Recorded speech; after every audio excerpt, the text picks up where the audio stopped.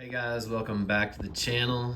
Trying a little bit of lighting, different location today. I'm out in my garage. I'm just chilling next to my 38 Chevy Coupe. Got my new license plate in honor of Gray Baskerville. That was Gray Baskerville's plate, California plate on his 32. Just a nod to him. We're talking model cars today. Got this 59 El Camino done, a Larry Watson tribute. I pulled out the 58 Impala too, because that's also a Larry Watson tribute, just in the style of paint. Man, it turned out pretty good. Not great, but good. And I'm happy with it, generally. Let's talk about it. So this color is Tamiya Pearl Yellow, just dusted on, and Pearl White dusted on top of it till I got the lighter color. And as I'm looking at it through my phone and as I'm looking at it live, it's lighter live, so I'm gonna have some pictures at the end here of kind of what the color looks like in different light, but it's more of a butternut here. It looks more orangey here. So anyway, so a couple things I did, and I tell you these things to warn you, is so you don't make the same mistakes, but since I mixed this paint on the model, I neglected to clear it after I did that. And when I started taping and things, that paint got damaged, and you can't really touch up that paint because it's a live mix, right? And so it didn't hurt me too bad, but there are a couple spots that are kind of goofed up because of that. I should have cleared the whole yellow and then started taping the green. But anyway, it turned out really well.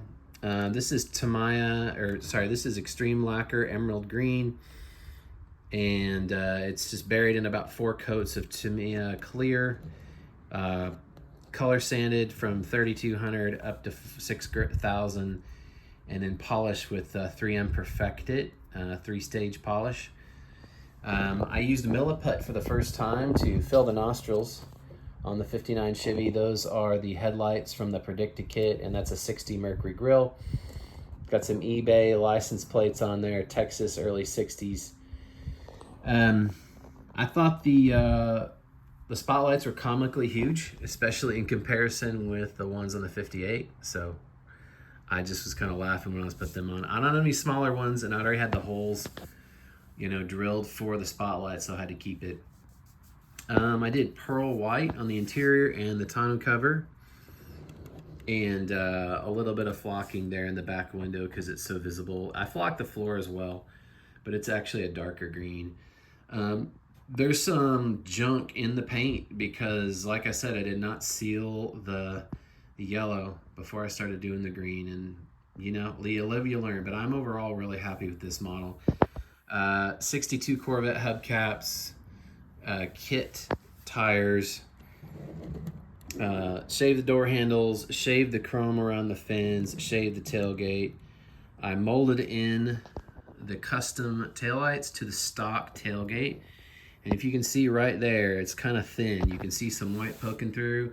That's where I had to get a big old thing of green off, and I tried really gently with a Q-tip to get the green paint off, but then it took the yellow with it. So I had the choice of repainting the whole thing, but this green was already on it. So I'm like, you know what? Let's just finish the thing. I'm not a contest modeler. Not that that's bad, but I'm really just trying to learn and build really just sweet looking cars for my stash. And I'll enter a contest someday, but it's not my goal. And I usually don't know where the contests are anyway. So I also did bellflower pipes. Those are aluminum tubing. What I might do is hit those with a Molotov pin because they just look like an aluminum piece of pipe instead of chrome. But yeah, the molded taillights came out really well. That's a molded in tailgate. What else? Just a mild custom, real simple. I left the under hood pretty stock, and I'm kind of glad I didn't do much under there because once I got it all together, the air cleaner hit the hood and made it stick up like this much, and then so did the carburetors, made it stick up like that much. And so I don't know, this thing's just not going to have an air cleaner out, I don't think, but I'm okay with that. I mean, I don't care, but it's just a bone stock 348 with 3.2s. and not much going on under there. This is a borderline curbside vehicle, guys. But I like it.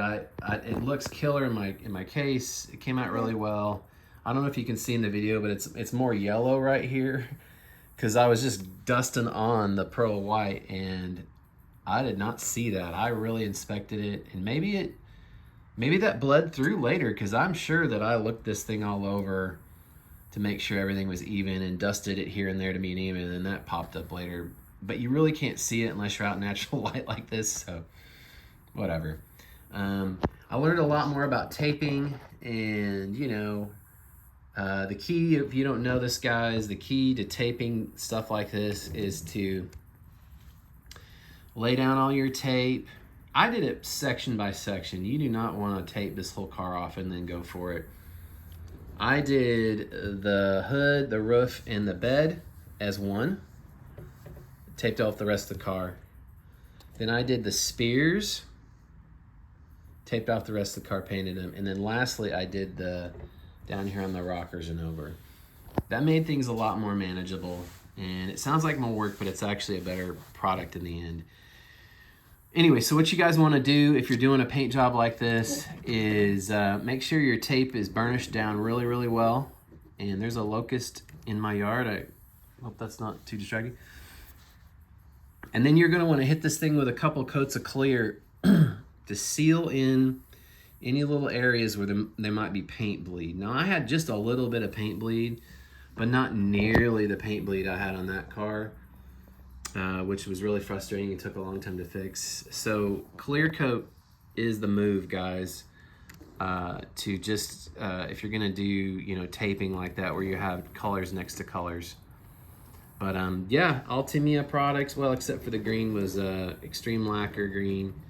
Nothing much going on the bottom. I feel like I want to put a spare tire right there because that's where a spare tire goes, and there's not one. It's kind of like a blank area of it. Bell flowers all connected up, sits pretty low. Just a nice mild custom, and Larry Watson did build a car very similar to this. It was a little bit different, but very similar to it, and I just fell in love with it, so I had to build it. So yeah, I hope you like it. Let me know what you think of the 59. There's the old 58. I got a video of this if you want to see it, but that's an AMT 58 Chevy, and I love this thing. It's probably one of the nicer builds I've ever done. It's way cleaner of a build than that, but I still love them. It's got the triple whites with the wires out of the Barris Riviera kit. Tastefully dechromed, left that middle spear. All the custom interior parts. The doors do still open, but they're kind of stuck with all the paint and the jams, so I don't really try to manhandle them open. Yeah, that's the old 58. I do have a video of this thing. Those are the lake pipes off of the 49 Merc Revell. And then over here I wanted to show you the Ford, the 50 Ford shoebox that I've got going. I put a lot of work into the top, and it's looking pretty sweet. It's fitting the back deck really well. And this was a convertible, but I made it into like a Victoria, a la Mark Skipper's Royal Victoria. So I had to smooth the convertible top, and then I grafted in this rear window from a 49 Coupe kit. Now, I learned in my last video through one of the comments that this original issue of this kit came with a Victoria roof. Well, that's pretty cool, but I didn't have one, and so I just did what I did with this, and I think it turned out pretty well. I also changed to a wider white wall. This is a white wall from like a Revell 40 Ford kit, It's really a 16-inch wheel white wall with a 4-inch white wall. I don't know, it's a small difference, but it used to have white walls that size on there, but it looks so much better with the big white walls. It just looks more period.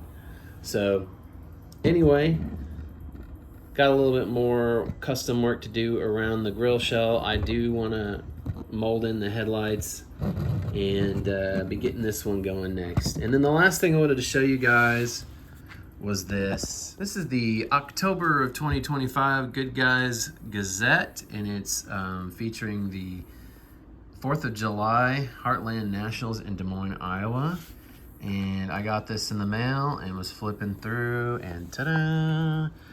there's your boy cruising with my daughter, and it's you know, got a little bit of coverage, and it's the first time this car's been in print since I've had it. It was had a magazine feature back in '84, but it's the first time I had print, and the caption says, "This 38 Chevy Coupe is looking sharp with purple paint and a just right stance over white walls with chrome wheels and spider caps." So I'm almost bet that nobody from Good Guys is watching this, but hey, thanks Good Guys for putting my old car in the Gazette. So thanks guys for coming by. We're just out here chilling in the shop next to the old 38 Chevrolet. And I hope you guys can hear this better. Take care.